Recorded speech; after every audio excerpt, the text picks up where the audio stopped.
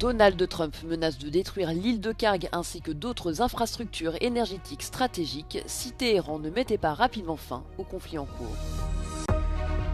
L'Espagne persiste et signe, plus aucun avion militaire américain se dirigeant vers l'Iran ne sera autorisé sur son territoire et dans son espace aérien.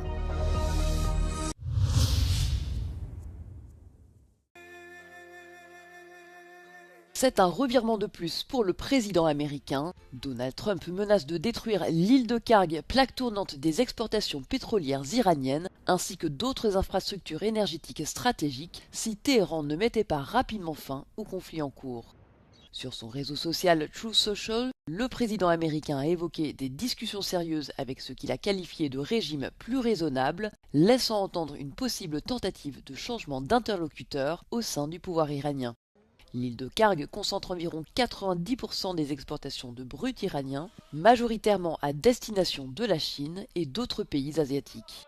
Toute destruction, même partielle, de ces installations constituerait un choc majeur pour les marchés mondiaux du pétrole, déjà poussés au bord du gouffre.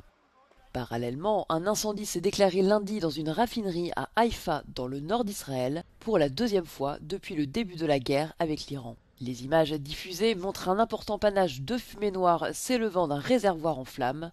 Le feu a rapidement été maîtrisé et les causes restent à ce stade incertaines, mais penchent vers des tirs de missiles ou des débris provenant de leur interception. Cet incendie intervient alors qu'Israël intensifie ses opérations contre les infrastructures énergétiques iraniennes, notamment le champ gazier de South Pars, l'un des plus vastes au monde.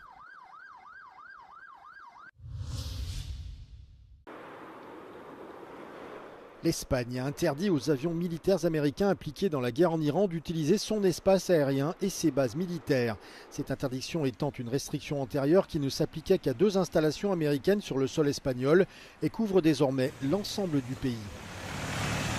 España no va a autorizar en ningún caso, ni lo ha hecho, ni lo hace, ni lo hará, la utilización de las bases de Rota y Morón para ir a una guerra contra la que estamos totalmente en contra, en la que no creemos, que nos parece profundamente ilegal y profundamente injusta. Ces restrictions ont été communiquées aux forces américaines dès le début et ne constituent pas un revirement politique soudain, a-t-elle souligné. Le ministre des Affaires étrangères, José Manuel Albares, a ajouté que Madrid empêcherait tout vol américain lié au conflit d'entrer dans l'espace aérien espagnol. Les États-Unis n'ont pas immédiatement réagi, mais le président américain Donald Trump a menacé plus tôt ce mois-ci de suspendre tout commerce avec l'Espagne en raison de son refus d'autoriser l'utilisation des bases pour des opérations contre l'Iran. Le Premier ministre espagnol Pedro Sánchez a pris position contre la guerre en Iran menée par les États-Unis à Israël, la qualifiant d'erreur extraordinaire.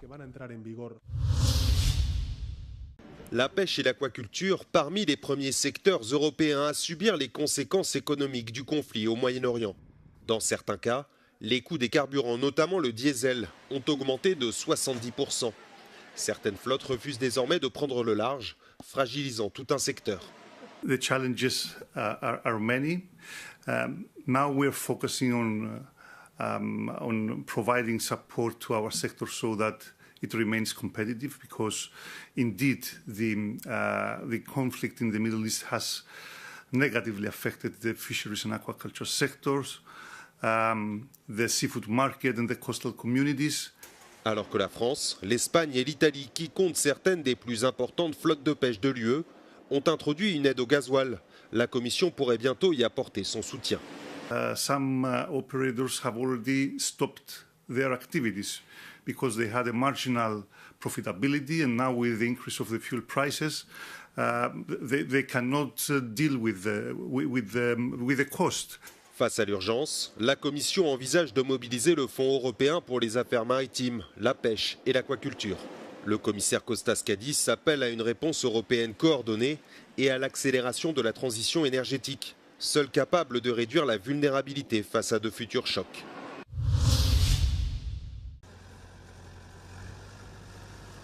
Le Kosovo subit de plein fouet la hausse des prix de l'énergie liée à la guerre au Moyen-Orient.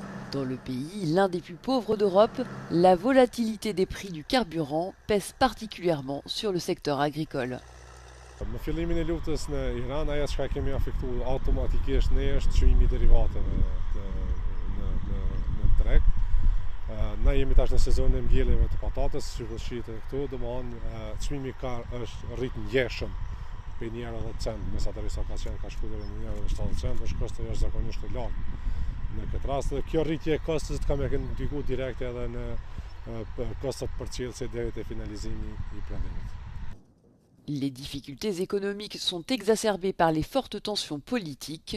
Alors que les États voisins ont mis en place des mesures de soutien pour limiter les effets de la hausse des prix du pétrole, aucune réponse concrète n'a pour l'heure été apportée par les autorités. L'opposition accuse le gouvernement dirigé par le Premier ministre Albin Kurti d'inaction.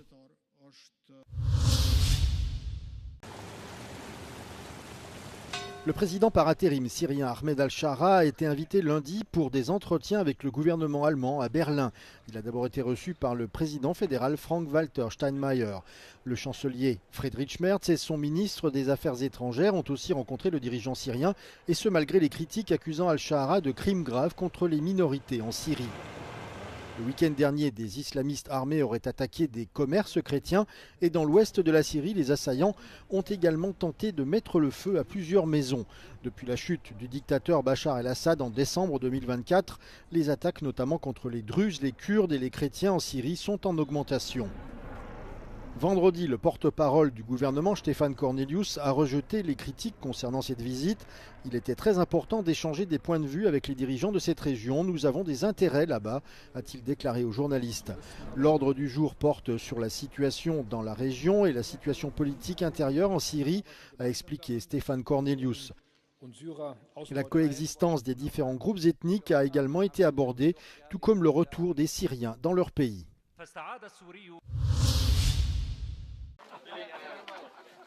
Face à la menace russe, la Finlande monte la garde aux frontières de l'OTAN.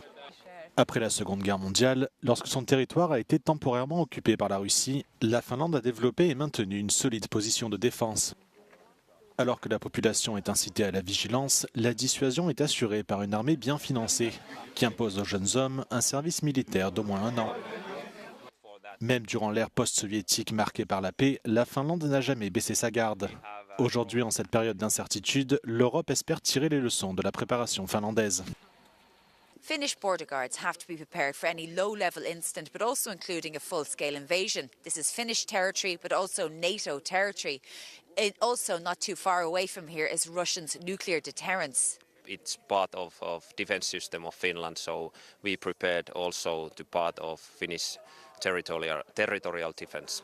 And what does that mean? We, for example, we train our conscripts for our reserve, which is a useful tool if necessary on the wartime. So basically a full-scale invasion? Yeah, that's correct.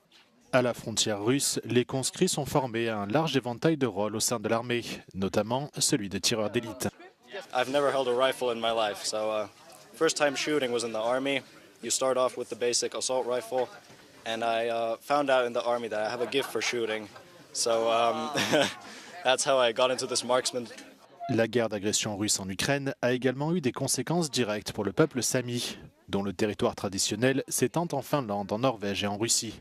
Les Samis finlandais ont dû rompre leurs liens avec leurs confrères de l'autre côté de la frontière russe, dont beaucoup ont été enrôlés de force pour attaquer l'Ukraine. One of the terrible things is that some of the Sami brothers on the Russian side have been forcibly conscripted to the Russian army and sent to the war front in Ukraine.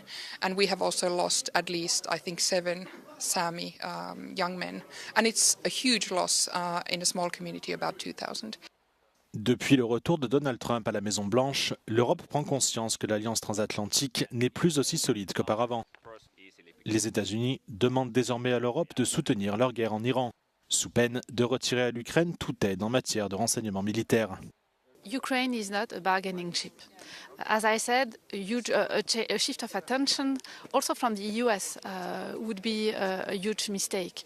But what we have to do is to continue to convince the US that they have to be engaged to help Ukraine, and we have to do our job also to reinforce our support to Ukraine from the military, financial perspective. La frontière finlandaise avec la Russie s'étend sur 1350 km, la plus longue au sein de l'OTAN. Mais malgré l'ampleur de la tâche, les Finlandais continuent de veiller au grain.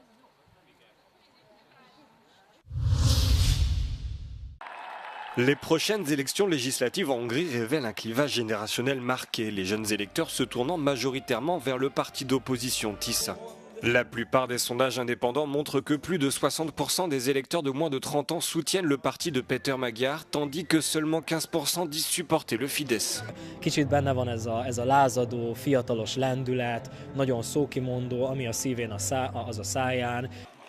Si les deux partis sont au coude à coude chez les 50-64 ans, le parti au pouvoir est nettement plus sollicité chez les plus de 64 ans. Lors de sa campagne, Viktor Orbán s'adresse davantage aux personnes âgées en leur promettant notamment plus de sécurité. Én a biztosra szeretek menni, és én a Fideszben látom azt, hogy a biztonságot tudja szavatolni. Selon Andrea Szabo, l'une des plus grandes sociologues hongroises, la difficulté historique à mobiliser la jeunesse pourrait faire de la question générationnelle un enjeu déterminant lors de ces élections. Lehet, hogy ez lesz az első olyan választás Magyarországon, ahol a fiataloknak döntő jelentősége lesz a választások végkimenetele szempontjából, ha tényleg ennyire magas lesz a részvétel körükben, mert ezzel nagyságrendileg tudják kompenzálni az időszavazóknak a részvételi többletét. Certains signes indiquent que cette fois-ci, les jeunes générations s'y intéressent davantage à mesure que de jeunes influenceurs auparavant apolitiques font entendre leur voix. Az én közösségem az nagyon érzékeny szociálisan, beleértve ugye a politikát is, a gyermekvédelmet is. Fő profilom ugye a gyermekvédelem, de a kettő sajnos ma már nem áll távol egymástól. La campagne électorale bat toujours son plein en Hongrie et les sondeurs prévoient une participation record le 12 avril.